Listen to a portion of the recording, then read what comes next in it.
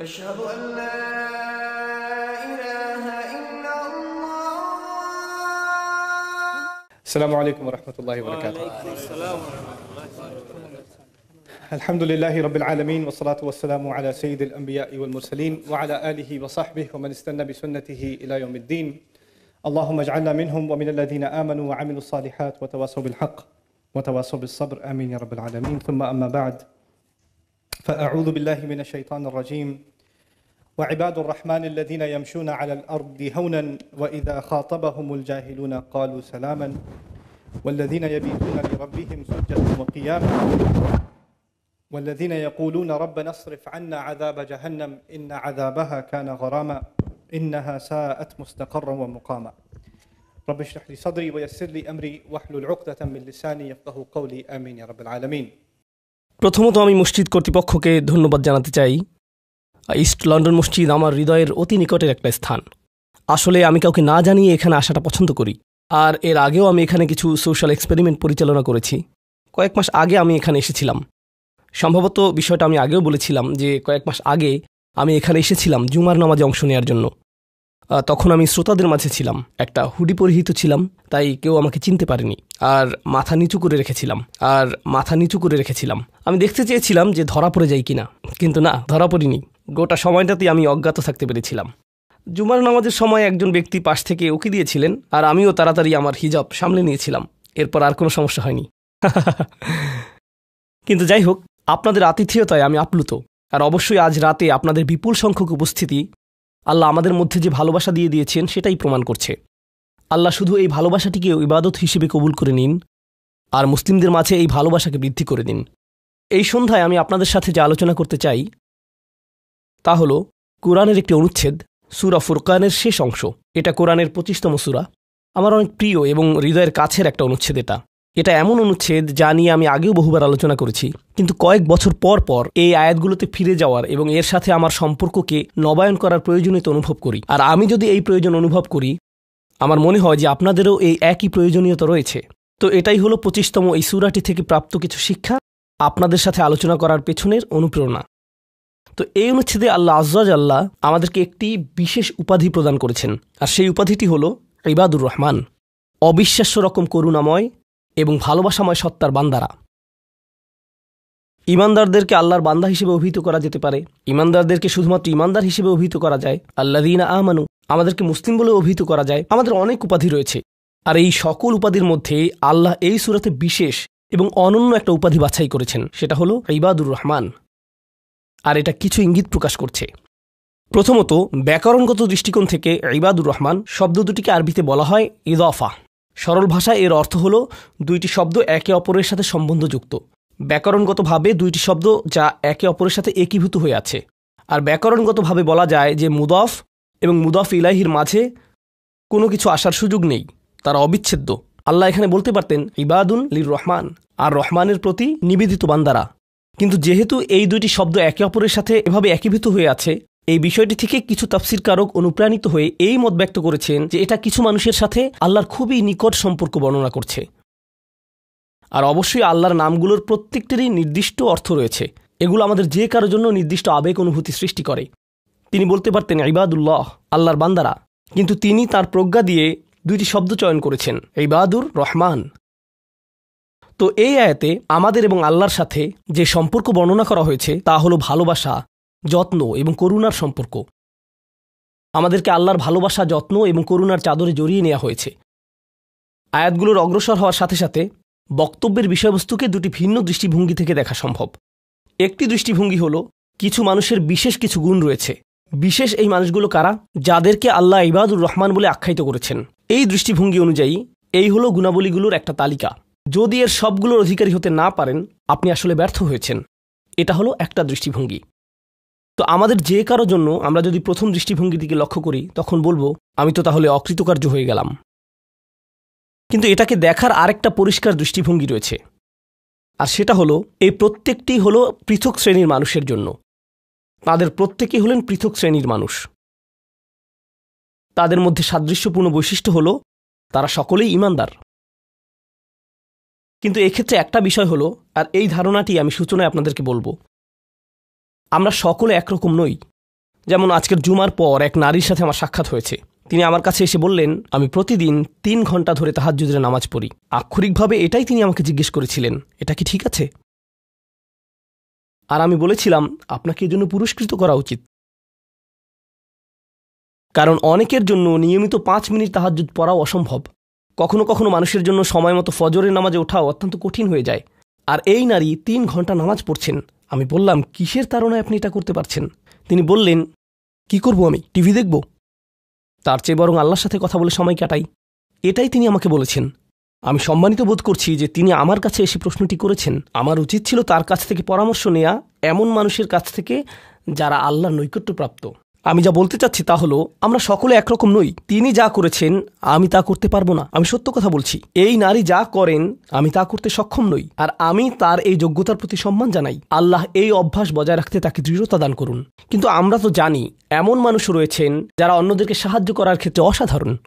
তাদের যোগ্যতা, তাদের পারদর্শিতা হলো অন্য মানুষকে সাহায্য করা। আরেক ধরনের মানুষ রয়েছে যাদের এই গুণটি রয়েছে যে যখন তারা মানুষের চারপাশে থাকেন মানুষ ভালো অনুভব করে। এটাই তাদের যোগ্যতা। আপনি শুধু তাদের কাছে যাবেন, যদি তারা কোনো কথা নাও বলেন, আপনি শুধু তাদের সাথে সময় কাটাবেন, তখন নিজের ভেতর একটা প্রশান্তি অনুভব করবেন, শান্তি অনুভব করবেন।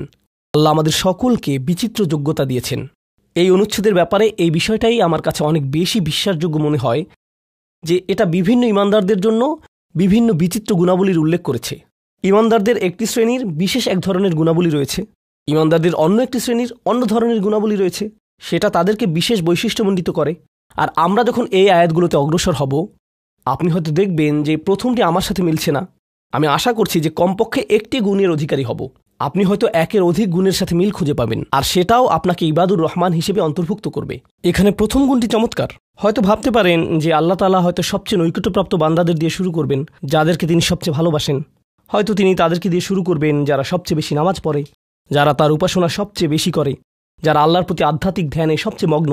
কিন্তু আল্লাহ কি দিয়ে শুরু করলেন? তিনি বললেন, আল্লাযীনা ইয়ামশুনা আলাল আরদি হাওনা। অবিশ্বাস্য রকম করুণাময় সত্তার বান্দারা, এই বিশেষ মানুষগুলো হলো তারা যারা বিনম্রতার সাথে পৃথিবীতে চলাফেরা করে। আল্লাযীনা ইয়ামশুনা আলাল আরদি হাওনা। সামনে এগুনোর আগে এটা দিয়ে কি বোঝাচ্ছে তা আমাদেরকে উপলব্ধি করতে হবে। এর অর্থ এটা না যে আপনি যখন রাস্তায় হাঁটবেন অর্ধেক রুকু করা অবস্থায় হাঁটবেন, এরকমভাবে মাথা নিচু করে রাখবেন আর বলবেন যে আমি বিনয় প্রকাশ করছি। এটা বিনয় প্রকাশ করা নয়। আপনি সোজাভাবেই হাঁটবেন।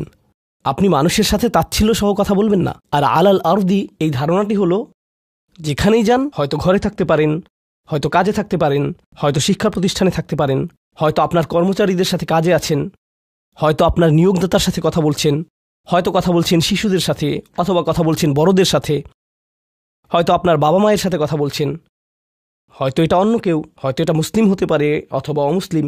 যখনই মানুষের সাথে কথা বলেন এক ধরনের বিনয় থাকতে হবে। যেভাবে আপনি তাদের সাথে কথা বলবেন, কাউকে মূল্যহীন বোধ করাবেন না আপনার কথার দ্বারা। যেভাবে তার দিকে তাকান, যেভাবে নিজেকে উপস্থাপন করেন, এটাই আল মাশি আলাল আরদি হাওনা। পৃথিবীর বুকে বিনয় সহকারে চলাফেরা করা, বিনম্রভাবে। আপনারা দেখবেন যে কোরআনে বিভিন্ন রকমের অহংকারের কথা এসেছে। এখন এখানে সবাই জানেন যে অহংকার হলো হৃদয়ের একটা ব্যাধি। এটা থাকে হৃদয়ের ভিতর, তাই না? কিন্তু ভিতরে যখন কোনো ব্যাধি থাকে, যেমন কোনো ভাইরাস যদি ভিতরে থাকে, বাইরে এর কিছু লক্ষণ প্রকাশ পায়, উচ্চ তাপমাত্রা, ঘাম, এই ধরনের লক্ষণ। কোরআন তুলে ধরছে অহংকারের কিছু লক্ষণ। উদাহরণস্বরূপ আল্লাহ বর্ণনা করছেন যেভাবে মানুষ অন্যের দিকে তাকায়। কোরআন বলছে যে এমন মানুষ ছিল যারা রাসূল সাল্লাল্লাহু আলাইহি সাল্লামের দিকে এভাবে দৃষ্টিপাত করত, ইয়াকাদুল্লাযীনা কাফারু লা ইউযলিকুনাকা বিআবসারিহিম। তারা এত কঠিনভাবে আপনার দিকে তাকায় যে তারা যেন তাদের দৃষ্টি দ্বারা আপনাকে মাটিতে ফেলে দেবে। এরকম কঠিনভাবে তারা আপনার দিকে তাকায়। অন্য কথায়, তারা কোনো কিছু বলেনি, তারা কোনো কিছু করেনি। তাদের অহংকার কোথায় ছিল? শুধুমাত্র তাদের মুখমণ্ডলে, শুধুমাত্র তাদের চোখে। তো তরুণদের জন্য এটা একটা উপদেশ। তোমার বাবা মা হয়তো তোমার সাথে কিছু নিয়ে চিৎকার করছেন, সেটা ন্যায্য বা অন্যায্য যাই হোক, আর তুমি বসে বসে শুনছো, আর তোমার রক্ত গরম হয়ে উঠছে এবং পাল্টা চিৎকার করতে মন চাইছে, কিন্তু তুমি শুধু কুৎসিত চাহনি দিয়ে তাদের দিকে তাকিয়ে আছো। এই কুৎসিত চাহনি দিয়ে তাকিয়ে আছো, আর তোমার মা বলছেন, আমার দিকে এভাবে তাকিয়ে আছো কেন? আমি তো কোনো কথা বলিনি। তুমি কিছু বলনি, এটা পুরস্কার পাওয়ার মতো কিছু না। তুমি কিছু বলনি, এটা পুরস্কার পাওয়ার মতো কিছু না। কারণ অধ্যত্ব শুধু তোমার কথাতেই থাকে না। তবে অভিনন্দন যে তুমি কোনো কিছু বলনি, এটা অপেক্ষাকৃত ভালো। কারণ সেটা তাহলে আরও খারাপের দিকে যেত। কিন্তু এক ধরনের ঔদ্ধত্য, ক্রোধ এবং বিনয়ের অভাব আমাদের চোখে মুখে ফুটে ওঠে। সুম্মা নজর, সুম্মা আবাসা অবাসার, সুম্মা আদবার অস্তাকবার। শুধু যেভাবে কারো দিকে তাকান, শুধু যেভাবে ভ্রু কুঁচকান, শুধু যেভাবে চোখ ঘুরান, কখনো কখনো যেভাবে কারো দিকে তাকান, কখনো কখনো যেভাবে কারো দিকে না তাকান। কেউ আপনাকে সালাম দিয়েছে, আপনি তার দিকে তাকালেন না, অন্যদিকে ফিরলেন এবং তা উপেক্ষা করলেন, অথবা শুধু ওয়ালাইকুম আসসালাম বললেন। আপনি সালামের জবাব দিয়েছেন, কারণ তা না হলে তো গুনাহ হতে পারে, কিন্তু জবাব দিলেন খুবই নিচু স্বরে, এটা নিশ্চিত করার জন্য যাতে সে শুনতে না পায়, আর সে মনে করলো যে আপনি জবাব দেননি। এরকম যে আল্লাহ জানেন যে আমি জবাব দিয়েছি, কিন্তু আমি তাকে এটা জেনে পরিতৃপ্তি লাভ করতে দিব না যে আমি তার সালামের জবাব দিয়েছি। তো যখন সে এসে বলে যে ভাই আমি তো আপনাকে সালাম দিয়েছি, আপনি জবাব দেননি, আমি তো জবাব দিয়েছি, এটাও হাউন এর অভাব। আল্লাযীনা ইয়ামশুনা আলাল আরদি হাওনা। মানুষের প্রতি বিনয়, শিশুদের প্রতি করুণা, বয়স্কদের প্রতি করুণা, এমন মানুষদের প্রতি করুণা যারা এর যোগ্য না। আর প্রসঙ্গক্রমে এর অর্থ এটা না যে আপনাকে অপমান করার সুযোগ আপনি মানুষকে করে দিবেন। এমন পরিস্থিতি আছে আমাদের পরিবারগুলোতে, আমাদের বন্ধুবান্ধবের মাঝে, আমাদের পরিসরে, যেখানে কিছু মানুষকে অবমাননাকর হিসেবে পাবেন। এমনটা ঘটে। আপনার পরিবারে এমন মানুষ রয়েছে, কখনো কখনো আপনার পিতামাতাও এরকম হতে পারেন। এটা খুবই কষ্টদায়ক বিষয়, এটা খুবই অন্যায্য বিষয়, আর আপনাকে এগুলো সবসময় শুনতে হয়, বারবার শুনতে হয়। শ্রোতাদের ভিতরে এমন নারী রয়েছেন যাদেরকে আমি দেখতে পাচ্ছি না, তারা পর্দার আড়ালে রয়েছেন, কিন্তু তারা যে অবস্থাতেই থাকেন, হয়তো শ্বশুরবাড়ির আত্মীয় অথবা ভাই বোন বা অন্য কারো কাছ থেকে তাদের কথা শুনতে হয়, আর তাদের এটা সব সময় শুনতে হয়, আর এগুলো শুনে তাদের রক্ত গরম হয়ে যায়। তখন কি করবেন? আপনাকে তখনও বিনয় ধরে রেখে যা করা শিখতে হবে তা হলো প্রথমত সেরকম পরিস্থিতি থেকে দূরে থাকবেন। যদি জানেন যে মেজাজের ভারসাম্য হারিয়ে ফেলবেন, তখন সেখান থেকে বেরিয়ে যান। এই মুহূর্তে আমি এই আলোচনায় অংশ নিতে পারবো না, দুঃখিত, আমি একটু হাঁটতে যাব। রাগে বিস্ফোরিত হয়ে যাওয়ার আগে এটা থেকে বেরিয়ে যান। এটাই প্রথমত এবং প্রধানত ইয়ামশুনা আলাল আরদি হাওনা। যুক্তিসঙ্গতভাবেই আয়াতটিতে এর সাথে যা সম্পর্কিত, ওয়া ইযা খাতাবাহুমুল জাহিলুনা ক্বালু সালামা, অল্প অল্প করে অবিশ্বাস্য কিছু শিক্ষা এখানে প্রদান করা হয়েছে। আরবি ভাষায় ইদা অর্থ যদি না, এর অর্থ যখন। যখন বিরক্তিকর ব্যক্তিরা, যখন সেই ব্যক্তিরা যাদের নিজস্ব নিয়ন্ত্রণ নেই, এরা যখন তাদের সাথে কথা বলে, যখন মূর্খ লোকেরা তাদের সাথে কথা বলে, এখানে বলা হচ্ছে না যে যদি তারা কথা বলে, বরং আয়াতে বলা হচ্ছে যখন তারা কথা বলে। আল্লাহ আমাকে এবং আপনাকে জানিয়ে দিচ্ছেন যে এমন লোক সব সময় থাকবে যারা আমাদের উদ্দেশ্যে কথা বলবে, যারা আমাদের সাথে আলোচনায় অংশ নিবে, যারা আমাদের সাথে ভাব প্রকাশ করবে। তাদের আচরণ হয়তো ভালো হবে না, এরকমটা ঘটবে, এটা এড়াতে পারবেন না। এই ধরনের অপ্রীতিকর অভিজ্ঞতার শিকার আপনাদের প্রত্যেককেই হতে হবে, আমি সহ। এমন লোক থাকবে যারা জাহেল। এখানে জাহেল অর্থ উপলব্ধি করুন। জাহেল অর্থ শুধুমাত্র মূর্খ না। যখন মুসা আলাইহিস সালামকে গরুর বাছুর সম্পর্কে জিজ্ঞেস করা হলো, তিনি বলেছিলেন যে তোমাদেরকে একটি গরু কুরবানি করতে হবে, আর তারা বলেছিল তুমি কি তামাশা করছো? আতাত্তাখিযুনা হুজুয়া, তুমি কি আমাদের সাথে উপহাস করছো? আমাদেরকে গরু কুরবানি করতে হবে? এখানে আমাদের সামনে জটিল পরিস্থিতি রয়েছে, কিন্তু কোনো গরু কুরবানির প্রয়োজন নেই। তিনি আসলেই রেগে গেলেন। আপনারা জানেন যখন মুসা আলাইহিস সালাম রেগে যান, তখন তিনি কিছু একটা করে ফেলতে পারেন। তো তিনি তৎক্ষণাৎ আল্লাহর কাছে প্রার্থনা করলেন এবং বললেন, আউযু বিল্লাহি আন আকুনা মিনাল জাহিলিন, আমি জাহেলদের অন্তর্ভুক্ত হওয়া থেকে আল্লাহর আশ্রয় প্রার্থনা করি। এর অর্থ মূর্খ নয়, কারণ স্পষ্টতই মুসা আলাইহিস সালাম ছিলেন পৃথিবীর জ্ঞানী মানুষদের একজন। তিনি অজ্ঞতা নিয়ে কথা বলছেন না। তিনি বলছেন আমি আমার আবেগের উপর নিয়ন্ত্রণ হারানো থেকে, মেজাজের নিয়ন্ত্রণ হারানো থেকে আল্লাহর আশ্রয় প্রার্থনা করছি, এমন জিনিস বলা থেকে অথবা করা থেকে যা আমি এখন করতে চাই, কিন্তু আমাকে নিজেকে সংযত করতে হবে। এখন এই উপলব্ধি থেকে আলোচ্য আয়াতটিতে আসুন। এরকম মানুষ রয়েছে যারা সবচেয়ে জঘন্য কথা বলে, কিন্তু তাদের কোনো লাগাম নেই। কথাগুলো আপনার হৃদয় থেকে এসে মস্তিষ্ক হয়ে এরপর তা জিহ্বাতে যাওয়া উচিত, কিন্তু এই পথে কিছুটা লাগাম থাকতে হবে। আমার হয়তো এটা বলা উচিত না, আমি কিছু একটা অনুভব করছি, হয়তো গালি বের হয়ে যাবে, সেটা গলায় পৌঁছে গিয়েছে, কিন্তু সেটা আমার মুখ দিয়ে বেরিয়ে আসা উচিত না, আমার সেটা গিলে ফেলা উচিত। কিন্তু কিছু মানুষ রয়েছে তাদের মাথায় যা আসে তাই বলে ফেলে। কারোর সাথে আপনার 6 মাস পরে দেখা হলো কোনো একটা পার্টিতে, ঈদের সময় অথবা অন্য কোথাও, হে আসসালামু আলাইকুম, আপনি তো মোটা হয়ে গেছেন, সবার সামনেই। এটা কেমন কথা? আপনি এটা মনে মনে আনতে পারেন আর নিজের মনে মনে মাশা আল্লাহ বলতে পারেন, কিন্তু সবার সামনে কেন আপনাকে এই কথা বলতে হবে? হেই, তুমি তো কয়েক বছর আগে পড়ালেখা ছেড়ে দিয়েছিলে, এখনো পাশ করনি, এখনো ফেইল অবস্থাতেই আছো। মানুষ আপনাকে এরকম কথা বলে আর এটা আপনাকে রাগান্বিত করে। এই অবস্থায় কি করবেন? আল্লাহ বলেছেন এটা আপনার মনের বিনয় প্রকাশের অংশ। এভাবেই আল্লাহ আমাদের বিনয় যাচাই করবেন। আর প্রসঙ্গক্রমে তারাই হয়ে থাকে আমাদের সবচেয়ে কাছের মানুষ, যার অর্থ আপনি এই ধরনের পরিস্থিতিতে বারবার বারবার বারবার পড়বেন। কিভাবে এটা থেকে বেরিয়ে আসবেন? আল্লাহ বলছেন, ওয়াইদা খাতাবাহুমুল জাহিলুনা ক্বালু সালামা। এটা দিয়ে কতিপয় জিনিস বোঝায়। আমি এখানে সেই কয়েকটি শিক্ষা নিয়ে আলোচনা করব।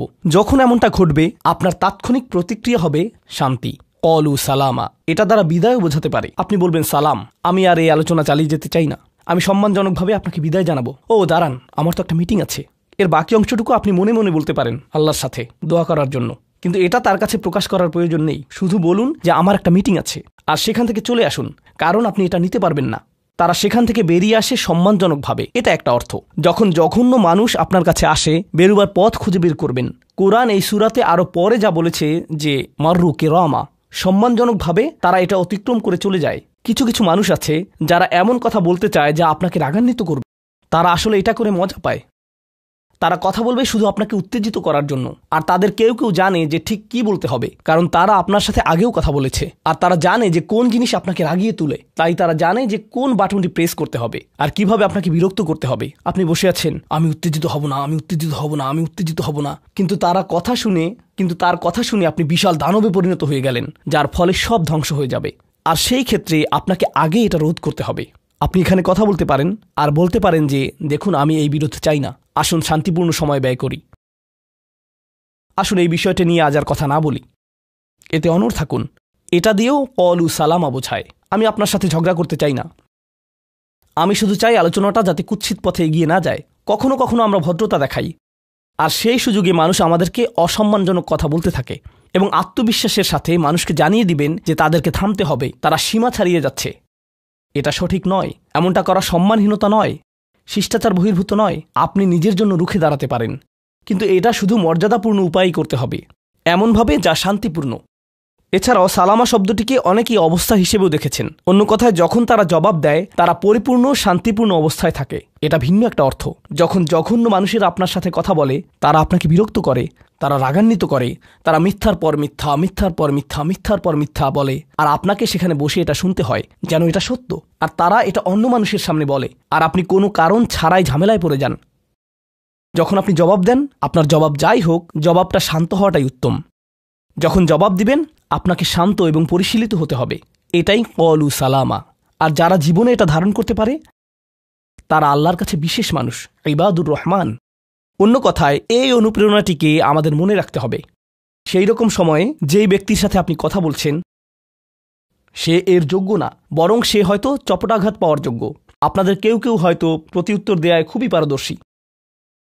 কেউ হয়তো আপনাকে বিদ্রুপাত্মক কিছু বলছে, আপনি তাকে কথা দিয়ে পিষে ফেলতে পারবেন। ও মাই গড, আপনার মাথায় যে জবাবগুলো আসে, তালিকা করা একাধিক জবাব, আমি কি এ বি সি বলবো নাকি উপরের সবগুলো একসাথে বলবো, আপনার মাথায় এটা চলছে। আর সেই মুহূর্তে যখন আপনি বিরত হওয়ার সিদ্ধান্ত নেন, কঠিনভাবে না বলার, প্রতিক্রিয়া না দেখানোর, শান্ত থাকার সেই শক্তি অর্জনের জন্য আপনার আর আমার অনুপ্রেরণা যা হবে তা হলো, আমি ইবাদুর রহমানের মধ্যে সামিল হতে চাই। আমি ভুলে যাব যে আমি এই অপ্রীতিকর কথোপকথনে রয়েছি, কারণ এখনই আমি আল্লাহর সংস্পর্শে রয়েছি, আর তার বিশেষ রহমত আমার উপর বর্ষিত হচ্ছে। সেই জন্যই তিনি আমাকে এই পরিস্থিতিতে ফেলেছেন, যাতে আমি তার নৈকট্য অর্জন করতে পারি। এটা আসলে একটা আশীর্বাদ। এই অপ্রীতিকর সঙ্গগুলো আসলে একটা আশীর্বাদ, যাতে আমি তার নৈকট্য পেতে পারি। সুবহানাল্লাহ। ওয়াইবাদুর রহমানিল্লাযীনা ইয়ামশুনা আলাল আরদি হাওনা ওয়া ইযা খাতাবাহুমুল জাহিলুনা ক্বালু সালামা। লক্ষ্য করুন, এরপর আল্লাহ কি বলছেন। দ্বিতীয় শ্রেণীর মানুষেরা, তাদের বিশেষ গুণটি বর্ণিত হচ্ছে। প্রসঙ্গক্রমে এর অর্থ এটা না যে তারা অন্য কিছু করে না, যেমন তারা নামাজ পড়ে না, তারা হালাল খাবার গ্রহণ করে না। এগুলো তো থাকতেই হবে, তারা তো ইতিমধ্যে ইবাদ। এগুলো হলো ইবাদ হওয়ার বাইরের অতিরিক্ত গুণাবলী। দ্বিতীয় মহান গুণটি কি? দ্বিতীয় শ্রেণীর এই মানুষেরা যারা আল্লাহর কাছে প্রিয়, কোন জিনিসটা তাদের বিশেষ মানুষে পরিণত করেছে? ওয়াল্লাযীনা ইয়াবিতুনা লিরাব্বিহিম সুজ্জাদান ওয়া কিয়ামান। যারা রাত্রি অতিবাহিত করে তাদের প্রভুর উদ্দেশ্যে সিজদারত এবং দণ্ডায়মান অবস্থায়। তারা লোকচক্ষুর অন্তরালে গভীর রাতে নামাজে মশগুল থাকেন, কারণ তারা জানেন যে রাতের গভীরে আল্লাহ তাদের সবচেয়ে নিকটে থাকেন। আমাদের অনেকের জন্য এটা অনেক কঠিন যে আল্লাহ যদি তার সবচেয়ে নৈকট্যপ্রাপ্ত মানুষদের কথা বলেন, এই শ্রেণীর মানুষদের দিয়ে শুরু করাটাই প্রত্যাশিত ছিল। এটাই প্রত্যাশিত ছিল যে আল্লাহ এমন মানুষদের দিয়ে শুরু করবেন যারা সবচেয়ে বেশি নামাজ আদায় করে, বিশেষত এমন সময়ে যখন তিনি নিকটে থাকেন, যা হলো রাতের মধ্যপ্রহর। সেখান থেকেই শুরু হওয়ার কথা ছিল। কিন্তু না, তিনি সেখান থেকে শুরু করেননি, তিনি বিনয় দিয়ে শুরু করেছেন। কারণ রাতের সেই নামাজ যখন আপনি এবং আমি আল্লাহর সামনে বিনয়াবনত হই, নামাজরত অবস্থায় অন্য কেউ দেখার সুযোগ না থাকে, চমৎকৃত করার মতো আর কেউ না থাকে, একমাত্র যাকে আপনি চমৎকৃত করতে চান তিনি হলেন আল্লাহ। আপনার আত্মাভিমান চলে গিয়েছে, আল্লাহর সম্মুখে দণ্ডায়মান হয়ে আপনি পূর্বেকৃত সকল অপরাধ স্বীকার করেছেন, আল্লাহর সাথে আপনি উন্মুক্ত আলোচনায় রত আছেন সকল অহংকার থেকে মুক্ত হয়ে। যদি নিজেকে অহংকার মুক্ত করতে চান, প্রথম ধাপটি হলো আপনি কি মানুষের সামনে অহংকারকে বিসর্জন দিতে পারেন, আর তারপর আল্লাহর সম্মুখে উপস্থিত হন। আমরা এমন অনেক মানুষদের কথা জানি যারা ইবাদতে পারদর্শী, কিন্তু মানুষের কাছে তারা খারাপ হিসেবে বিবেচিত। এটা আদর্শ নয়। এখানে একটি শ্রেণীকে অগ্রাধিকার দেয়া হয়েছে, আর এরা তারাই যারা মানুষের সাথে বিনয়ী। তারপর যারা আল্লাহর সামনে বিনয়াবনত হয়ে উপস্থিত হয়। এটা অর্জন করা সহজ নয়, কিন্তু যদি সপ্তাহে একবার, আমি জানি যে এটা কঠিন হবে, কিন্তু সপ্তাহে একবার আপনি মসজিদে ইশার নামাজ পড়লেন, আর এরপর সরাসরি বাসায় চলে গেলেন আর ঘুমিয়ে পড়লেন, আর সেটা তখনই সম্ভব হবে যদি আপনি প্রত্যুষে ঘুম থেকে উঠেন, আর এরপর দিনে না ঘুমান। তো ফজরের সময় উঠুন, এরপর ঘুমাবেন না, নিজেকে পরিশ্রান্ত করুন, এশা পড়ুন, এরপর ঘুমাতে যান। এরপর অ্যালার্ম দিয়ে রাখুন, ফজরের 30 মিনিট আগে অ্যালার্ম সেট করুন, উঠে গিয়ে কয়েক রাকাত নামাজ পড়ুন। শুধু এটুকুই করুন, নিজের মতো করে এটা করুন। এজন্য অন্য কারো ঘুম ভাঙাবেন না, এটা নীরবে করবেন। ঘরের কোনো এক কোণে চলে যান, সেখানেই নামাজ পড়ুন। যদি সপ্তাহে একবার বা দুবারও এটা করতে পারেন, যে প্রশান্তি পাবেন, আল্লাহর সাথে যে সম্পর্ক অনুভব করবেন, সেটা আপনাকে সবচেয়ে কঠিন সময়েও সাহায্য করবে। আল্লাহ আমাদেরকে এই মানুষদের অন্তর্ভুক্ত করে দিন। ওয়াল্লাযীনা ইয়াবিতুনা লিরাব্বিহিম সুজ্জাদান ওয়া কিয়ামা। এরপর আসছে তৃতীয় ধরনের মানুষের কথা। ওয়াল্লাযীনা ইয়াকুলুনা রাব্বানা ইসরিফ আন্না আযাবা জাহান্নাম ইন্না আযাবাহা কানা গরামা ইন্নাহা সাআত মুস্তাকাররা ওয়া মুকামা। এই মানুষেরা শুধু একটি দোয়া করে, দোয়ার তালিকা নয়। তাদের একমাত্র দোয়া হলো, ইয়া আল্লাহ, আমি জাহান্নামে যেতে চাই না। অন্য যেখানেই রাখেন, জাহান্নামে নয়। আমাকে জাহান্নামে রাখবেন না, আমাদেরকে জাহান্নামের শাস্তি থেকে দূরে রাখুন।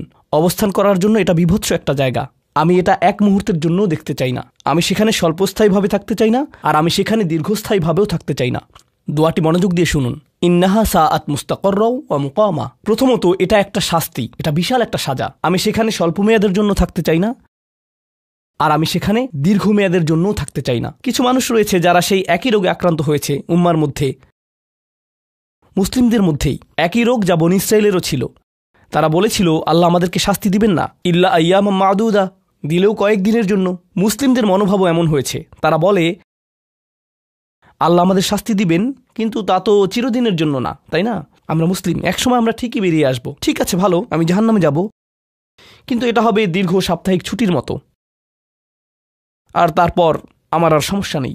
দেখুন আল্লাহর নৈকট্যপ্রাপ্ত মানুষদের দোয়া। তারা আল্লাহকে বলছেন, ও আল্লাহ, আমি জাহান্নামে যেতে চাই না, স্থায়ীভাবে না, অস্থায়ীভাবেও না। আমি স্বীকার করছি যে অবস্থানের জন্য এটা বিভৎস একটা জায়গা। মুস্তাকররান ওয়া মুকামা, শুধু থামার স্থান হোক অথবা চিরকালীন স্থান হোক, আমি এগুলোর কোনোটাই চাই না। এর অনেক অন্তর্নিহিত অর্থ রয়েছে, আমি আপনাদের শুধু একটির কথা বলছি। দেখুন, আপনি এবং আমি কখনোই প্রলুব্ধ হওয়া থেকে বাঁচতে পারবো না। হারাম সবসময় আমাদের সামনে আসবে, আর এটা সবসময় আমাদেরকে আহ্বান করবে। আর শাইতানু ইয়াইদুকুমুল ফাকর, শয়তান তোমাদেরকে দেউলিয়াত্বের প্রতিশ্রুতি দিবে। অন্য কথায়, যখন আপনি হালাল পথে চলবেন, শয়তান আপনাকে প্রতিশ্রুতি দিবে, তুমি সুযোগ হারিয়ে ফেলছো, তুমি বঞ্চিত হচ্ছ, সবাই কত মজা করছে, তুমি অনেক মজা করতে পারতে, তুমি আরও অর্থ উপার্জন করতে পারতে, তুমি আরও ইন্দ্রিয় সুখ উপভোগ করতে পারতে। সেই সব সময় আপনার কাছে বিজ্ঞাপন দিতে থাকবে বিকল্প পণ্যের, বিকল্প পন্থার, নিজের কামনাকে চরিতার্থ করার। কিছু যায় আসে না যে কতটুকু কোরআন মুখস্থ করেছেন, কিছুই যায় আসে না যে কি পরিমাণ তাহাজ্জুদ আপনি পড়েছেন। এগুলো কোনোটাতেই আসে যায় না। শয়তান থামবে না। দিন শেষে আপনি তো একজন মানুষই। দিন শেষে কামনা বাসনাগুলো আপনার মাঝে থাকবে, আর শয়তান থামবে না, সে আপনার পেছনে লেগেই থাকবে। শয়তানের একটা কৌশল আল্লাহ বর্ণনা করেছেন। তার মনস্তাত্ত্বিক কৌশলটি হল যায়্যানা লাহুমুশ শাইতানু আমালাহুম। শয়তান তাদের কাজগুলোকে তাদের কাছে আকর্ষণীয় করে দেয়। শয়তান আপনার কাছে আসবে, আপনাকে প্রলুব্ধ করবে। তখন আপনি বলবেন, হ্যাঁ এটা খারাপ, কিন্তু আমি তো অনেক ভালো কাজও করি।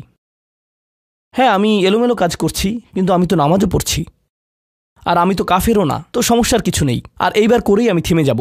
এমন না যে আমি এটা করতেই থাকবো, শুধু একবারই করব। এভাবে নিজেকে সব ধরনের যুক্তি দিতে থাকেন, নিজে নিজে এটাকে বৈধতা দিতে থাকেন। আপনার চিন্তায় এটা এখন আর অতটা খারাপ না। আর তারপর যখন এমন মানুষ চারপাশে থাকেন যাদেরকে বলেন যে এটা তো খারাপ, আর তারপর যখন এমন মানুষের চারপাশে থাকেন যাদেরকে বলেন যে এটা তো খারাপ, তারাও আপনাকে বলে না ভাই কাম অন, এটা অতটা খারাপ না, থামো তো, এরকম কথা বলো না, না আল্লাহ ওইরকম না, আল্লাহ তোমাকে শাস্তি দিবেন না, কেন এরকম হতাশাজনক কথা বলছো, তুমি অতিরিক্ত চিন্তা করো। আপনি তা শুনেন আর এটা আপনাকে প্রভাবিত করতে শুরু করে।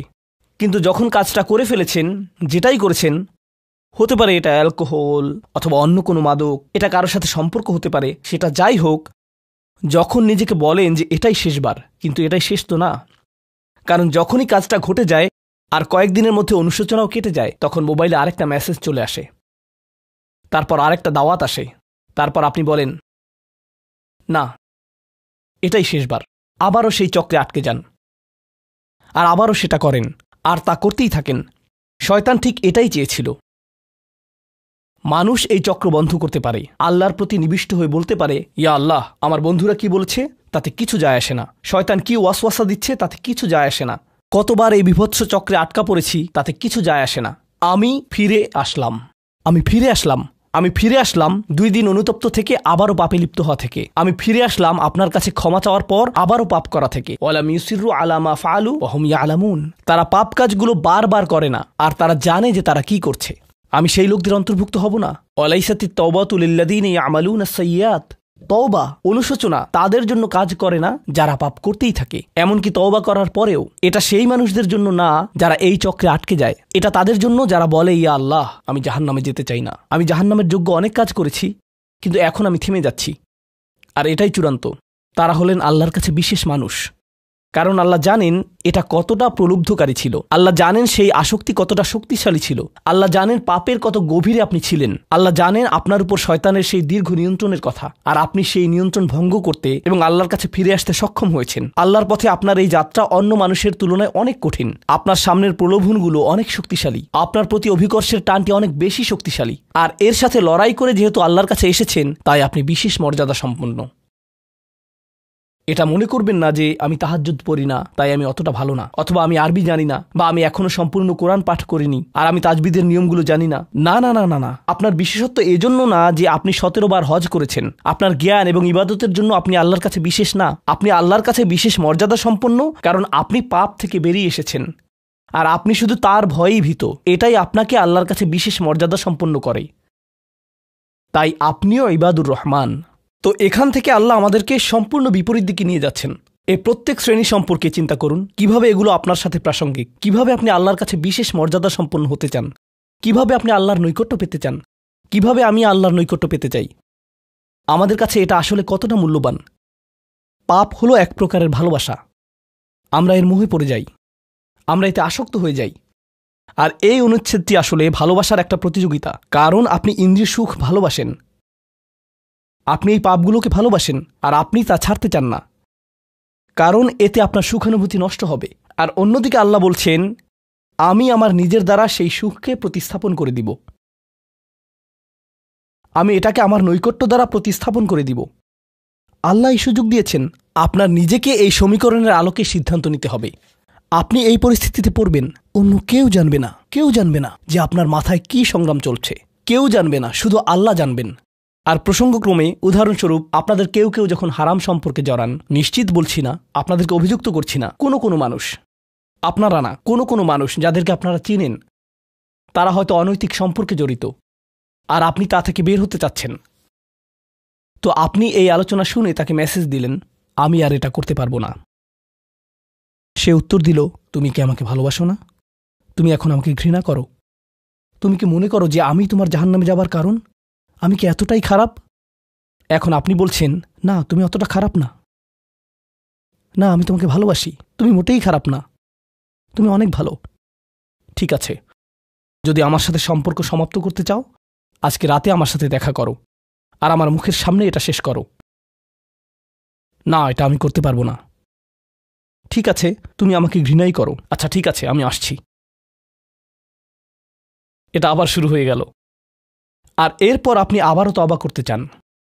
দেখতে পাচ্ছেন, এটা শুধুমাত্র আপনি না, আপনি হয়তো আবেগগতভাবে কোনো কিছুতে জড়িয়ে যেতে পারেন আর এখন আপনি আবেগগতভাবে ব্ল্যাকমেলের শিকার হচ্ছেন।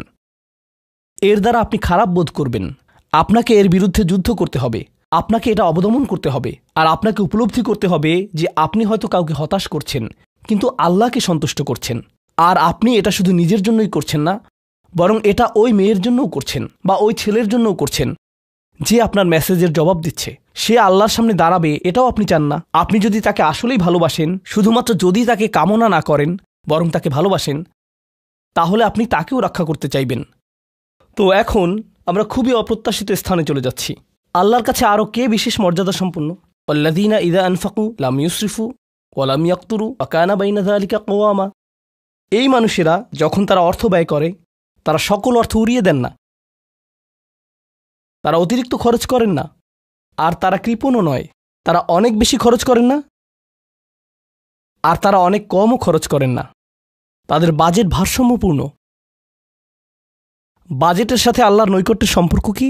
সম্পর্ক রয়েছে, কারণ আল্লাযীনা ফি আমওয়ালিহিম হাক্কুন মালুম, তাদের অর্থে অন্যদের অধিকার রয়েছে যা সুবিদিত। আপনার পিতামাতার অর্থনৈতিক সহায়তা প্রয়োজন, আপনার সন্তান, আপনার ভাই বোন, আপনার স্ত্রীর প্রয়োজন, এমন অনেক ক্ষেত্র রয়েছে যার জন্য আপনার অর্থ প্রয়োজন। কিন্তু যখন আপনি প্রয়োজনহীন জিনিসে আসক্ত হয়ে পড়েন আর আপনার অর্থ যখন ব্যয় হয় সিনেমার পর সিনেমা, সিনেমার পর সিনেমায়, সাবস্ক্রিপশনের পর সাবস্ক্রিপশনে, গেমের পর গেম, এরপর গেমে, গাড়ির জন্য নতুন যন্ত্রাংশ কেনার পেছনে, যেই চাকা দেখতে উল্টো দিকে ঘূর্ণায়মান, তার প্রয়োজন আপনার নেই। সেগুলো আপনি দেখবেন না যখন আপনি গাড়ি চালাবেন, সেটা অন্য কেউ দেখবে। এগুলো ঘুরবে অন্য কারোর জন্য, আপনার জন্য না। যন্ত্রাংশ অথবা ডিভাইস। আপনি নতুন আইফোন ছাড়াও বেঁচে থাকবেন, এতে কোনো ক্ষতি হবে না। স্যামসাং যদিও কিছুটা বিপজ্জনক, তারপরও অনেক বোনেরা পার্স অথবা ব্যাগের জন্য এমনটা করেন। ও আল্লাহ, এই ব্যাগগুলোর কোনোটার দাম কয়েক লাখ টাকা। বলছি না যে আপনি এগুলোর কোনোটাই কিনতে পারবেন না, কিন্তু আল্লাহ বলছেন ঠিক আছে খরচ করো, কিন্তু অতিরিক্ত খরচ করো না। আপনাদের কারো কারো জন্য আবার সবচেয়ে খুশির বিষয় হলো টাকা ধরে রাখা। আপনি স্ত্রীকে সাথে নিয়ে সুপার শপে গিয়েছেন, তিনি 1 প্যাকেট দুধ নিলেন। আমাদেরকে এত বেশি দুধ প্রয়োজন, ছোট প্যাকেট নিতে পারো না? ডিসকাউন্টের জন্য অপেক্ষা করতে পারো না? এটা দুধ, এটা ডিম, এগুলো নিয়ে কৃপণতা না করলে হয় না? এমন মানুষ রয়েছে যারা প্রাপ্য মানুষদের টাকা ধরে রাখে। আপনার সন্তানদের অর্থ প্রয়োজন, তাদের চলার জন্য কিছুটা পকেট খরচ প্রয়োজন, আপনার স্ত্রীর কিছুটা অর্থ প্রয়োজন। যদি তিনি গৃহ ব্যবস্থাপনার দায়িত্বে থাকেন আর তিনি নিজে উপার্জন না করেন, আর তিনি আপনার কাছে বলেন আমি কি 500 টাকা পেতে পারি? কিসের জন্য তোমার টাকা প্রয়োজন? আমাকে সম্পূর্ণ প্রতিবেদন প্রদান করবে, সকল রিসিট দেখাবে। দাঁড়ান, 1 মিনিট থামুন। এটা লাম ইয়াকতুরু, এটা আপনার জন্য চ্যালেঞ্জ হতে পারে। আপনি যদি আল্লাহর নৈকট্য লাভ করতে চান, আপনার পরিবারের খাবারের প্রসঙ্গ আসলে তাদেরকে জঞ্জালের মতো বিবেচনা করবেন না। আপনার জন্য সর্বোত্তম খরচের খাত হলো আপনার পরিবার। নিজের পরিবারের সাথে এরকম খারাপ আচরণ করবেন না, কিন্তু অতিরিক্ত খরচও করবেন না। অন্যরা এমন আছে যারা টাকা উড়ায়। আল্লাহ হয়তো আপনাকে কিছুটা অর্থ দিয়েছেন আর আপনি আপনার 16 বছরের সন্তানকে BMW কিনে দিলেন যাতে সে রাস্তার পাশে লাগিয়ে দিয়ে অ্যাক্সিডেন্ট করতে পারে, আর তারপর তাকে আরেকটা কিনে দিলেন। না না না, আপনি এমনটাও করতে পারবেন না। লাম ইউসরিফু ওয়া লাম ইয়াকতুরু ওয়া কানা বাইনা যালিকা কওয়ামা। তারা একটি ন্যায্য ভারসাম্যপূর্ণ পন্থা অবলম্বন করে এই 2 অবস্থার মাঝে অবস্থানের জন্য। পরবর্তী গুণটি আমার প্রিয়, মনোযোগ দিয়ে শুনুন। এরা সবাই একটি শ্রেণী। ওয়াল্লাযীনা লা ইয়াদউনা মা'আল্লাহি ইলাহান আখার ওয়া লা ইয়াকতুলুনা আন-নাফসা আল্লাতী হারামাল্লাহু ইল্লা বিল হক ওয়া লা ইয়াজনুন ওয়া মান ইয়াফআল যালিকা ইয়ালকা আসামা। তারা আল্লাহর পাশাপাশি অন্য কোনো উপাস্যের কাছে প্রার্থনা করে না, আর আল্লাহর পাশাপাশি অন্য কোনো উপাস্যের কাছে প্রার্থনা না করা অবস্থায় তারা কাউকে হত্যা করে না এবং তারা ব্যভিচারে লিপ্ত হয় না। 3টি বিষয়।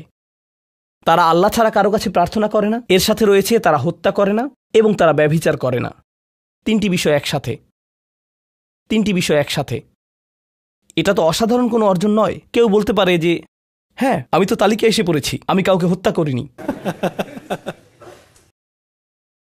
কিন্তু জানেন কেন এটা বৈশিষ্ট্যসূচক? কারণ এই বিষয়গুলো খুবই প্রাথমিক স্তরের, তাই না? অন্য অনেক কবিরা গুনাহ রয়েছে, কিন্তু আল্লাহ বলছেন যে তোমরা আল্লাহর কাছে বিশেষ মর্যাদার অধিকারী হতে পারবে যদি তোমরা শুধু এটুকু করো। কেন এটা বিশেষ মর্যাদাপূর্ণ? মক্কার মানুষদের কথা চিন্তা করুন, সেই সমাজের কথা চিন্তা করুন যার মাঝে কোরআন এসেছিল। সেই মানুষগুলো 1000 বছর ধরে শিরকে লিপ্ত ছিল। হত্যা তাদের কাছে সাধারণ বিষয়ে পরিণত হয়েছিল, জিনা কোনো বিষয়ই ছিল না। আর এগুলো বড় বিষয় ছিল না তাদের পূর্বপুরুষ অথবা তাদের পূর্বপুরুষ অথবা তাদের পূর্বপুরুষের কাছে। এগুলো ছিল জীবনেরই অংশ। জীবন ছিল গ্যাংস্টারের মতো। আর যখন তারা এই সকল কিছু ছেড়ে আল্লাহর কাছে আসলো, তাদের পরিবার কি বলেছিল যে ও তুমি তো এখন মুসলিম, কংগ্রাচুলেশনস, তাদেরকে সকল ধরনের বিভৎস অভিজ্ঞতার সম্মুখীন হতে হয়েছিল, তাদের প্রিয় মানুষদের কাছ থেকে, তাদের সমাজ থেকে, তাদের বন্ধুবান্ধবদের কাছ থেকে, কারণ তারা সেই অপরাধগুলো ত্যাগ করেছিলেন, তাই না? কিছু মানুষের জন্য শুধুমাত্র ঈমান গ্রহণ করা, শুধুমাত্র অপরাধী জীবন থেকে বেরিয়ে আসা, শুধুমাত্র জিনা থেকে বেরিয়ে আসা ছিল এতটাই বড়। আপনারা যারা সম্মানিত পরিবারে বেড়ে উঠেছেন, পরিশুদ্ধ পরিবেশের মাঝে ছিলেন, আপনার জন্য সেই ধরনের বিপত্তিতে না পড়াটা সহজ, অথবা সহজতর। এখনকার সময়ে যে কোনো কিছুই সহজ, কিন্তু আপনাদের যারা অমুসলিম অবস্থা থেকে এসেছেন, আপনি চারপাশে অপরাধ সংঘটিত হতে দেখেছেন, আপনি চারপাশে মাদকের আসর দেখেছেন, আপনি চারপাশে নারী লিপ্সা দেখেছেন, প্রত্যেক সাপ্তাহিক ছুটির দিনই ক্লাবে যেতেন, আর তারপর আপনি আল্লাহর পথে আসলেন, আপনি ঈমান গ্রহণ করলেন। সেই জীবন থেকে আপনার এই যাত্রাটি ছিল বিশাল এক যাত্রা, আর আল্লাহ এটা স্বীকার করেছেন এবং বলেছেন যে এটা বেশ বড় ব্যাপার যে কিছু মানুষ এমনটা করেছে। শুধু এই বিবেচনায় তারা বিশেষ মর্যাদাময়, তারা অন্য কিছু জানে না, তাদের ব্যাপক কোনো জ্ঞান নেই, কিন্তু মূল বিষয় হলো তারা আল্লাহর সন্তুষ্টির জন্য হিজরত করেছেন, তারা সেই বড় পাপগুলো থেকে আল্লাহর অভিমুখে যাত্রা করেছেন। এটা অবিশ্বাস্য, কিন্তু এই আয়াতগুলোতে আল্লাহর করুণা এখনও সমাপ্ত হয়নি। প্রথমত সেই তিনটি বিষয় যা আমি উল্লেখ করেছি, শিরক বা আল্লাহ সম্পর্কে অশ্রদ্ধা প্রদর্শন করা, হত্যা এবং ব্যভিচার, এগুলো অনেক বড় পাপ। তো আল্লাহ কি বলছেন? ইউদাআফ লাহুল আযাবু ইয়াউমাল কিয়ামা ওয়া ইয়াখলুদ ফীহি মুহানা। এমন মানুষের জন্য শাস্তি দ্বিগুণ করা হবে, আর তারা সেখানে থাকবে অপমানিত অবস্থায়। এই পাপগুলো আল্লাহর কাছে ছোট বিষয় না, বিশেষত তিনটা পাপ একসাথে। কিন্তু প্রসঙ্গক্রমে সবচেয়ে খারাপ অপরাধ শিরক। সবচেয়ে খারাপ অপরাধের মধ্যে দ্বিতীয়টি হলো যখন আপনি একজন ব্যক্তিকে হত্যা করেন। এটা কাকে হত্যা করার সমতুল্য? গোটা মানবজাতিকে। এটা হলো দ্বিতীয় বৃহত্তম অপরাধ। আর তারপর তৃতীয় বৃহত্তম অপরাধ কোনটি? জিনা। এই তিনটি একসাথে এসেছে একটি আয়াতে। সেজন্য আল্লাহ বলছেন যে এই ব্যক্তিটি বিশেষ ধরনের শাস্তি পাবে, আর সে এই শাস্তিতে রয়ে যাবে অপমানিত অবস্থায়। কিন্তু এমনকি খারাপের ভিতর সবচেয়ে খারাপ, এরপর সবচেয়ে খারাপ ব্যক্তিটি, এই ব্যক্তিটি এজন্য সবচেয়ে খারাপ না যে সে একটি জিনিস করছে, বরং সে সবচেয়ে খারাপ কারণ সে তিনটি জিনিসই করেছে। এটা জাহান্নামের হ্যাট্রিক অর্জনের মতো। আর সম্পর্কে আল্লাহ কি বলছেন? তিনি বলছেন ইল্লা মান তাবা ওয়া আমানা ওয়া আমিলা আমালান সলিহা। অর্থাৎ যে অনুতপ্ত হয়েছে, ঈমানের পথে ফিরে এসেছে এবং তখন থেকে ভালো কাজ শুরু করেছে, তার জন্য নিয়মের ব্যতিক্রম হবে। এটা উপলব্ধি করাটা গুরুত্বপূর্ণ। আল্লাহ বর্ণনা করছেন নিকৃষ্টের মধ্যে নিকৃষ্ট, আর চেয়েও নিকৃষ্ট। আর তারপর বলেছেন এমনকি সেই ব্যক্তির ক্ষেত্রেও যদি সে আমার কাছে ফিরে আসে, আমি তাকে শাস্তিতে নিক্ষেপ করব না। কিন্তু এতটুকু যথেষ্ট না। আমরা কথা বলছি ইবাদ আর রহমানের ব্যাপারে, যিনি অবিশ্বাস্য রকমের করুণাময় সত্তা। তো তিনি তাদেরকে শুধুমাত্র জাহান্নাম থেকে রক্ষা করেই ক্ষান্ত হবেন না, তিনি আরও কি করবেন? ফাউলাইকা ইউবাদদিলুল্লাহু সাইয়্যাতিহিম হাসানাত। সেই মানুষগুলোর মহাপাপগুলোকে প্রতিস্থাপিত করবেন। আর আমি আপনাদেরকে মনে করিয়ে দিচ্ছি সেই পাপগুলো কি? শিরক। ইন্নাশ শিরকা লাযুলমুন আযীম। হত্যা, কাআন্নামা কাতালান নাসা জামিআ, সে যেন গোটা মানবজাতিকে হত্যা করল। এবং জিনা, ব্যভিচার, সবচেয়ে বড় পাপ এগুলো। আল্লাহ বলছেন যে পাহাড় সমান তাদের এই সমগ্র পাপ কাজগুলোকে আমি প্রতিস্থাপন করে দিব ভালো কাজ দিয়ে। কিন্তু তারা এখনও কোনো ভালো কাজ করেনি, তারা এখনও নামাজ পড়েনি, তারা এখনো ইবাদত করেনি, তারা এখনো হজ করেনি, তারা এখনো দান করেনি। তারা মূলত যা করেছে তা হলো অনুতপ্ত হয়েছে। আর এখন থেকে তারা ভালো কাজ করবে। আল্লাহর জন্য এতটুকুই যথেষ্ট। তাদের পাহাড়সম পাপগুলো নিবেন যা তাদেরকে চিরকাল জাহান্নামে নিক্ষেপ করতে অপমানিত অবস্থায়, আর তিনি এই পাহাড়সম পাপগুলোকে নিয়ে পাহাড়সম ভালো কাজে পরিবর্তিত করে দিবেন। এটাই আল্লাহ করবেন তাওবাকারীদের জন্য। আপনিও বিশেষ মর্যাদার অধিকারী হবেন, শুধু তাওবা করুন। তো আপনি যখন বসে বসে এটা শুনছেন আর ভাবছেন আমি তো বেশ বড় ভুল করে ফেলেছি, এখানে হয়তো এমন কেউ বসে আছে যিনি কাউকে হত্যা করেছেন, এরপর জেলে গিয়েছেন এবং মুক্তি পেয়েছেন। কিভাবে আল্লাহ আমাকে ক্ষমা করবেন? আপনাদের কেউ হয়তো ব্যভিচারের ভুল করে ফেলেছেন, আল্লাহ আপনাদেরকে রক্ষা করুন। আপনাদের কেউ হয়তো সেই পথে অগ্রসর হচ্ছেন, আপনাদের কেউ হয়তো শিরক করেছেন। সকল ধরনের অপরাধ সংঘটিত হচ্ছে, আর মানুষ সকল ধরনের অপরাধে লিপ্ত হচ্ছে। আপনি যদি তওবা করেন এবং আল্লাহর কাছে ফিরে আসেন, এই সকল অপরাধ শেষ হয়ে যাবে। কিন্তু এরপর আপনাকে ভালো পথে চলতে হবে। ওয়া আমিলা আমালান সলিহা ফাউলাইকা ইউবাদদিলুল্লাহু সাইয়্যাতিহিম হাসানাত। অন্য কথায়, যখন আপনি আল্লাহর কাছে ফিরে আসবেন, এটা প্রকৃত অর্থেই প্রত্যাবর্তন হতে হবে, এটা কৃত্রিম হতে পারবে না। ওয়া কানাল্লাহু গফুরুর রহিমা। আর আল্লাহ সর্বদাই ক্ষমাশীল, অতিমাত্রায় ক্ষমাশীল, সর্বদা প্রেমময়, যত্নশীল এবং করুণাময়। আমার সময় ফুরিয়ে যাচ্ছে, কিন্তু আপনাদের সাথে আরও কয়েকটা বিষয় শেয়ার করতে চাই। আসুন এই তালিকাটা প্রথমে শেষ করি। এটা শেষের দিকে। কেউ বলতে পারে যে আমি শিরক করিনি, আমি হত্যা করিনি, আমি জিনাও করিনি, আমি শুধু ছোট বিষয়গুলো করেছি। যেমন আমি ফজরের নামাজ পড়িনি, একদিন ফ্রিজ থেকে আমার ভাইয়ের চকলেট মিল্ক চুরি করে খেয়েছি, বেশ কয়েকবার বাবার সাথে চড়া মেজাজে কথা বলেছি, আরেকদিন একটা পার্টিতে কিছুটা গীবত করে ফেলেছি। কিন্তু আমি হত্যা করিনি। এই তওবা তো আসলেই খারাপ অপরাধীদের জন্য। তাহলে আমার কি হবে? সাধারণ পাপীদের কি হবে? বাকি আমরা যারা রয়েছি, কারণ তারা হলো উঁচু স্তরের পাপী, তাই না? তো পরবর্তী আয়াত বলছে, তোমরা বাকি যারা রয়েছ, ওয়ামান তাবা, যেই তাওবা করেছে, যে কোনো ধরনের তাওবা, আমিলা সালিহান, সৎ কাজ করেছে, ফাইন্নাহু ইয়াতুবু ইলাল্লাহি মাতাবা, তো যখন সে আল্লাহর কাছে ফিরে আসে আন্তরিকভাবে অনুতপ্ত হয়ে, আল্লাহ সেটাও স্বীকার করেন। না না না, কারণ আমার পাহাড় সম পাপ প্রয়োজন, এটাকে পাহাড় সম পুণ্যে রূপান্তরিত করার জন্য, এটাকে পাহাড় সম পুণ্যে রূপান্তরিত করার জন্য এমন প্রয়োজন নেই। যেই পাপেই লিপ্ত থাকেন না কেন, শুধু তওবা করুন। ফাইন্নাহু ইয়াতুবু ইলাল্লাহি মাতাবা ওয়াল্লাযীনা লা ইয়াশহাদুনা যুর, এমন মানুষ যারা অন্যায়ের সাক্ষ্য হয় না। এর অর্থ হলো তারা সহ্য করে না যখন কোনো অন্যায় সংঘটিত হয়। এই মানুষগুলো আল্লাহর কাছে মর্যাদা সম্পন্ন, কারণ তাদের পরিসরে কেউ যখন মানসিকভাবে নির্যাতনের শিকার হয়, কেউ যখন অর্থনৈতিকভাবে নির্যাতনের শিকার হয়, তাদের পরিবারে ধরুন 2 ভাই মিলে কোনো ব্যবসা করে, আর তাদের একজন সকল অর্থ আত্মসাৎ করে অন্যজনকে বঞ্চিত করে, যার ফলে আদালতে গিয়ে এখন একে অপরের বিরুদ্ধে অবতীর্ণ। সেখানে আপনার হয়তো কোনো এক পক্ষের সাথে সম্পর্ক রয়েছে, আপনি নিশ্চুপ দাঁড়িয়ে থেকে অন্যায় হতে দিবেন না। আপনি এটা হতে দিবেন না। যদি এটা আপনার নিজের বাবার বিরুদ্ধেও যায়, যদি এটা আপনার স্বামী স্ত্রী বা সন্তানদের বিরুদ্ধেও যায়, আপনি অলসভাবে দাঁড়িয়ে থেকে অন্যায়কে সহ্য করবেন না, আপনি প্রতিবাদ করবেন। কমপক্ষে এর নীরব অংশীদার হবেন না, আপনি সে স্থান ত্যাগ করবেন। এর সাথে আমার কোনো সম্পর্ক নেই, আমি এর অংশ হতে চাই না। লা ইয়াশহাদুনা যুর, এর আরেকটা অর্থ হলো তারা মিথ্যা সাক্ষ্য প্রদান করে না। কখনো আপনার উপর চাপ থাকে এমন মানুষের পক্ষ অবলম্বন করার জন্য যারা অন্যায়কারী। আপনি জানেন যে তারা অন্যায়কারী, কিন্তু তারা বলে পরিবার আগে ভাই, অথবা বন্ধুত্ব সবার আগে। আর আপনি যদি এটা করেন, যদি আপনার আনুগত্য ভুল স্থানে প্রদান করেন, এটা জেনে শুনে যে আপনি ভুল, তাহলে এটা লা ইয়াশহাদুনা যুর এর লঙ্ঘন। আয়াতটির দ্বিতীয় অংশ, ওয়া ইযা মাররু বিল্লাগwi মাররু কিরামা, এটাও অসাধারণ। এই আয়াতে আল্লাহর কাছে আপনাকে অসাধারণ বানিয়েছে কোনটি? আপনি একটা আসরে রয়েছেন, বন্ধুরা সবাই ঘুরে বেড়াচ্ছে, অথবা আপনি হয়তো কোনো হোয়াটসঅ্যাপ গ্রুপে আছেন। আজকাল যোগাযোগের বিভিন্ন মাধ্যম রয়েছে, আর এই সকল যোগাযোগের মাঝে মানুষ যুক্তিহীন কথা বলে থাকে। মানুষ একে অপরের বিরুদ্ধে গীবত করে, তারা একে অপরের প্রতি বিদ্রূপ করে, তারা একে অপরের সময় নষ্ট করে, আর আপনি এর সাথে কোনো সম্পর্ক রাখতে চান না। তো আপনি কি করবেন? আপনি আসরটি ত্যাগ করবেন। কিন্তু আপনি প্রথমে একটা লেকচার দিবেন না যে এগুলো সবই অর্থহীন, তোমরা নিজেদের সময় নষ্ট করছো, আস্তাগফিরুল্লাহ, আমি তোমাদেরকে আল্লাহর দিকে ডাকছি এবং তওবা করতে আহ্বান জানাচ্ছি, তোমরা এই ভিডিওটি দেখো, আমি এই আসর ত্যাগ করছি না।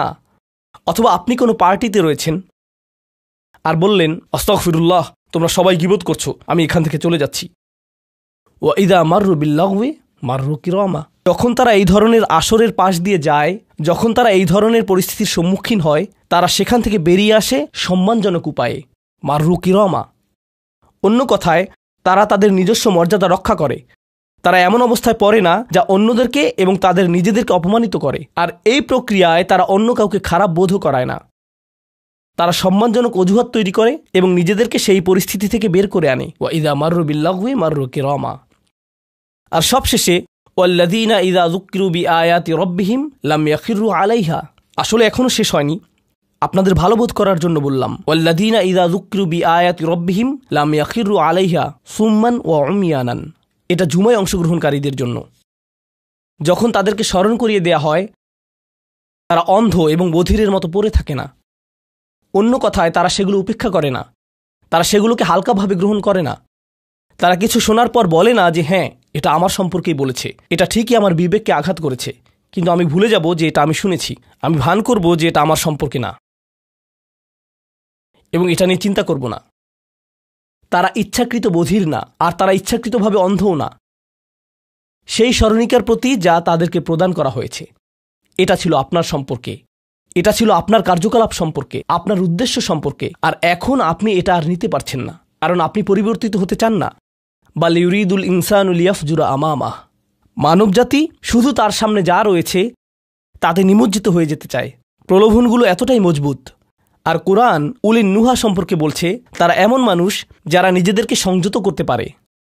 আপনাকে স্মরণ করিয়ে দেয়া হচ্ছে নিজেকে সংযত করার জন্য, আর আপনি বলছেন আমি সংযত হতে চাই না, আমি এই অবস্থাতেই ভালো আছি। আমি ইতিমধ্যেই কাজটি করার দিন, তারিখ এবং স্থান নির্ধারণ করে ফেলেছি এবং টিকিটও করে ফেলেছি। এরপর এই খুতবাটি আমার মুড নষ্ট করে দিল। তো আমি এখন একটা বার্গার খাবো এবং খুতবায় যা শুনেছি তা নিয়ে চিন্তা করব না। তারপর সেখানে যাব যেখানে আমি যেতে চেয়েছিলাম। খুতবাটা বেশ দেরিতে শোনা হয়েছে। সেই মানুষেরা এমনটা করে না। যখন কোনো স্মরণিকা শ্রবণ করে নিজেদের উপর এর প্রভাব পড়তে দেয়, তারা এটাকে পরিবর্তন ঘটানোর সুযোগ দেয়। এটাই তাদেরকে আল্লাহর কাছে বিশেষ মানুষে পরিণত করে।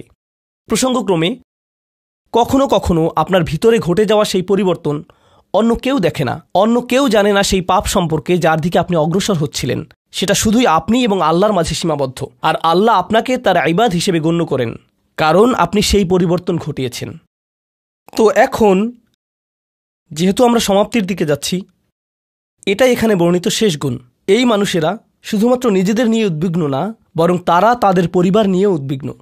ওয়াল্লাযীনা ইয়াকুলুনা রব্বানা হাবলানা মিন আজওয়াজিনা ওয়া যুররিয়াতিনা কুররাতা আয়ুনিন, হে প্রভু, আমাদের স্ত্রী এবং আমাদের সন্তানদের দ্বারা আমাদেরকে চক্ষুর শীতলতা দান করুন।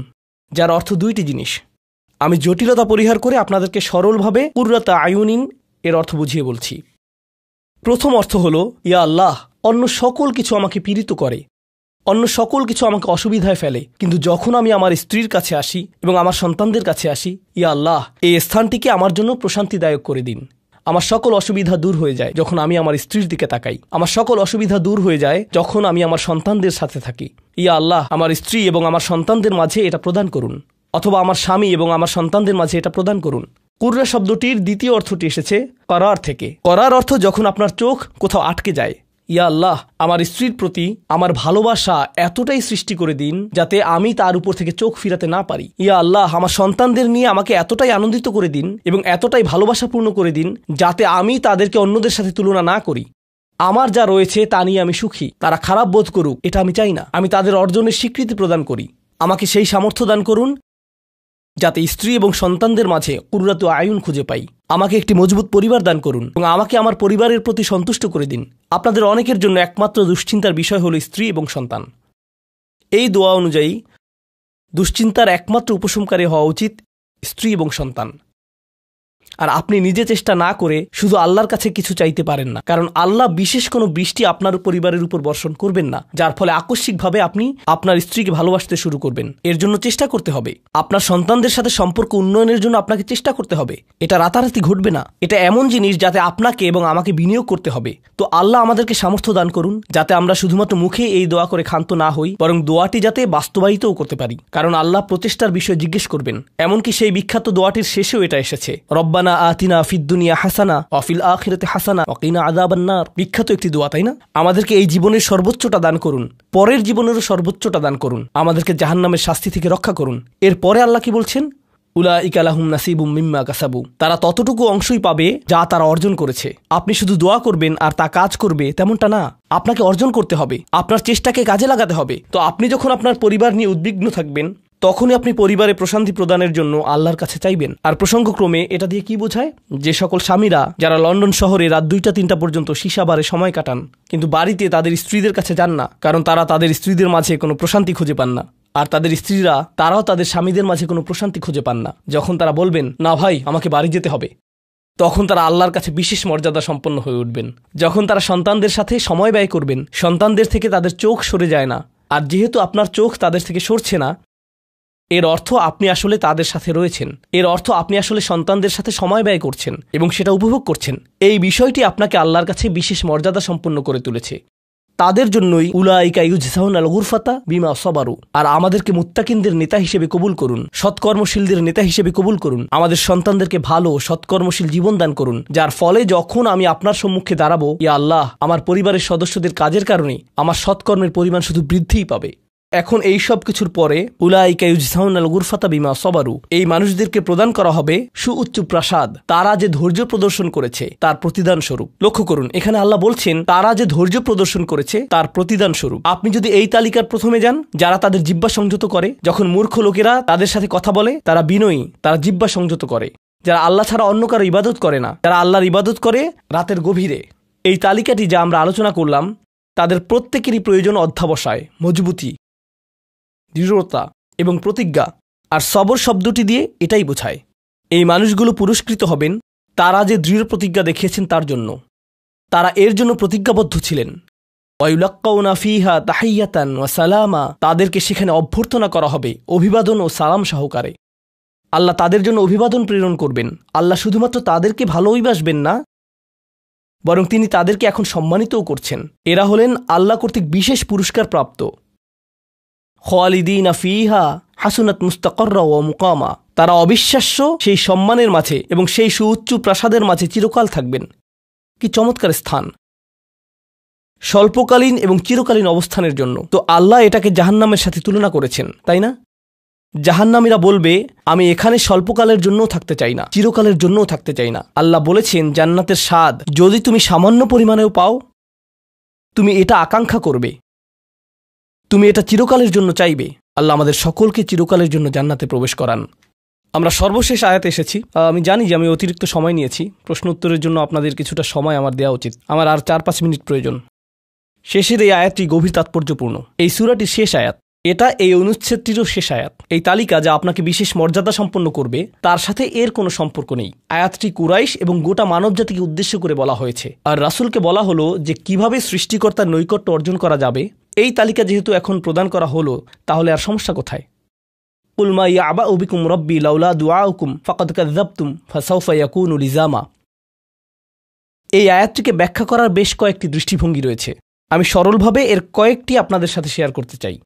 সময় স্বল্পতার কারণে আমি ভাষাতাত্ত্বিক আলোচনায় যাব না, আমি শুধু অন্তর্নিহিত অর্থগুলোর সহজ বাংলা বর্ণনা করব।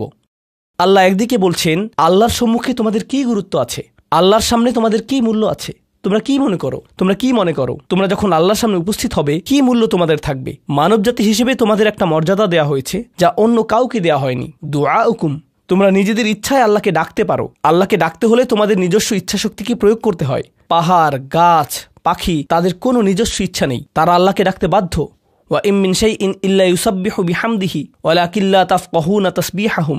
তোমরা আল্লাহর কাছে মূল্যবান যদি একটি জিনিস না থাকে, আর তা হলো তোমাদেরকে বাছাই করা হয়েছে তাঁকে ডাকার জন্য, কিন্তু তোমরা সেই দায়িত্বকে পরিত্যাগ করেছো। ফাকাদ কাযযাবতুম, আল্লাহকে ডাকার এই আমন্ত্রণকে তোমরা মিথ্যা সাব্যস্ত করেছো। ফাসাউফা ইয়াকুনু লিজামা, এই শাস্তি তোমাদেরকে পরিত্যাগ করবে না। এটা হবে এমন জিনিস যা থেকে তোমরা মুক্ত হতে পারবে না। এটা প্রথম অর্থ। আয়াতটির আরেকটি অর্থ হলো আল্লাহ কাফেরদের এবং যারা সকল ধরনের পাপ কাজ করে তাদেরকে বলছেন আমার কাছে তোমাদের কোনো মূল্য নেই। আর তোমাদের এখনও টিকে থাকার একমাত্র কারণ হলো তোমাদের মধ্যে কিছু মানুষ রয়েছে যারা এখনও আমাকে ডাকে। পৃথিবীর বুকে এখনও কিছু ইমানদার রয়েছে যারা এখনও আল্লাহর উদ্দেশ্যে ক্ষমা প্রার্থনা করে, আর তারাই একমাত্র কারণ যে জন্য তোমরা এখনও বেঁচে আছো। আয়াতের তৃতীয় অর্থটি কাফেরদের উদ্দেশ্যে এবং এমন মুসলিমদের উদ্দেশ্যে যারা আল্লাহ থেকে অনেক দূরে রয়েছে, তাদের জন্য এটা প্রযোজ্য। আল্লাহ বলেছেন তোমাদের কী মূল্য রয়েছে আমার কাছে? তোমরা নামাজ পড়ো না, তোমরা আনুগত্য করো না, তোমরা হালাল উপার্জন করো না, তোমরা সকল আদেশ লঙ্ঘন করো, কিন্তু কোনো কারণে মরিয়া হয়ে যদি তুমি আমাকে ডাকো, তারপরও আমি তোমাকে যথাযোগ্য মূল্যায়ন করব। এখনও তোমাকে সুযোগ দিয়ে যাচ্ছি, লাউলা দুআউকুম, কিন্তু মোটের উপর তুমি এখনও এই সকল কিছুকে মূল্যহীন বিবেচনা করছো। তুমি স্বীকার করছো না যে আমি তোমাকে যা কিছু দিয়েছি এবং যা কিছু করতে বলেছি তা আসলে তোমার কাছে অর্থবহ। তুমি এই সকল কিছুকে মূল্যহীন এবং মিথ্যা বিবেচনা করছো। তোমার এই স্বভাব পরিবর্তন করো, কারণ শীঘ্রই এটা স্থায়ীভাবে লেগে থাকা শাস্তিতে পরিণত হবে। আল্লাহ এটা বলেননি যে তোমাকে শাস্তি দেয়া হবে, বরং তিনি বলেছেন শীঘ্রই তোমাকে শাস্তি দেয়া হবে, শীঘ্রই তুমি এটা থেকে আর মুক্ত হতে পারবে না। অর্থাৎ তোমার জন্য এখনও সুযোগ রয়েছে, বদলে যাও। আয়াতটির আরেকটা অর্থ হলো হে কুরাইশরা, যদি আল্লাহ তোমাদেরকে কোরআনের মাধ্যমে আহ্বান না করতেন তাহলে অন্য কোন জিনিস তোমাদেরকে মূল্যবান সাব্যস্ত করত? আল্লাহ তোমাদেরকে এই কিতাবটি দিয়ে সম্মানিত করেছেন, আর সর্বোপরি আল্লাহ আপনাকে এবং আমাকে এই কোরআন দিয়ে সম্মানিত করেছেন। তারপরেও তোমরা এটাকে সম্পূর্ণরূপে অগ্রাহ্য করছো। তোমরা এই কিতাবের কোনো মূল্যায়ন করছো না, আল্লাহর এই বাণীকে মূল্যায়ন করছো না। এখনও সময় আছে, নিজেকে সংশোধন করো। এবং আল্লাহ তার কথা বলার জন্য যে তোমাদেরকে বেছে নিয়েছেন তার গুরুত্ব অনুধাবন করো। আয়াতটির সর্বশেষ অর্থ, আল্লাহ তোমাদেরকে শাস্তি দেওয়া পছন্দ করেন না। আয়াতাংশটির ভাষাতাত্ত্বিক একটি অর্থ হলো, তোমাদেরকে শাস্তি দেওয়ার জন্য আল্লাহ আগ্রহী নন। তাঁর কোনো উদ্দেশ্য এবং আকাঙ্ক্ষা নেই তোমাদেরকে শাস্তি দেওয়ার। কিন্তু আল্লাহ ছাড়া অন্য কাউকে ডাকার যে অপরাধ তোমরা সংঘটিত করেছ তা এতই বড় যে এর জন্য শাস্তি দিতেই হবে। অন্য কথায় আল্লাহ আপনাকে শাস্তি দিচ্ছেন যদিও তিনি চান না। মা ইয়াফআলুল্লাহু বিআযাবিকুম, তোমাদেরকে শাস্তি দিয়ে আল্লাহর কোনো প্রাপ্তি নেই। আপনাকে শাস্তি দিয়ে আল্লাহর কী পাওয়ার আছে? আল্লাহ এখানে বলছেন, আমি তোমাদেরকে শাস্তি দিতে চাই না, কিন্তু তোমাদের অপরাধগুলো অনেক বড় আর শীঘ্রই এই শাস্তি স্থায়ী হয়ে যাবে। এই মুহূর্তে এগুলো অস্থায়ী, তোমরা এগুলো মুছে ফেলতে পারো। তাই এখনও ফিরে আসো, আল্লাহর দিকে ফিরে আসো। আমাদেরকে এই সকল সুযোগ দেওয়ার পর শুধুমাত্র তার কাছে ফিরে আসাই না, বরং তার নৈকট্য লাভের সুযোগ দেওয়ার পর সবশেষে তিনি বলছেন, কেন তোমরা শাস্তি পেতে চাও? আমি তো তোমাদেরকে শাস্তি দিতে চাই না, তোমরা শুধু ফিরে আসো। আল্লাহ সহজ করে দিন যাতে আমরা এই বিষয়গুলোকে হৃদয়ের গভীর থেকে অনুধাবন করতে পারি, এবং তিনি আমাদেরকে তাদের অন্তর্ভুক্ত করুন যাদের প্রভাবে চারপাশের পথভ্রষ্ট মানুষদের এবং চারপাশের আল্লাহর অবাধ্য মানুষদের হৃদয়ও কোমল হয়ে যায় এবং তারাও আল্লাহর কাছে প্রত্যাবর্তন করে। বারাকাল্লাহু লি ওয়া লাকুম ফিল কুরআনিল হাকিম ওয়া নাফা'নি ওয়া ইয়্যাকুম বিল আয়াতি ওয়া যিকরিল হাকিম।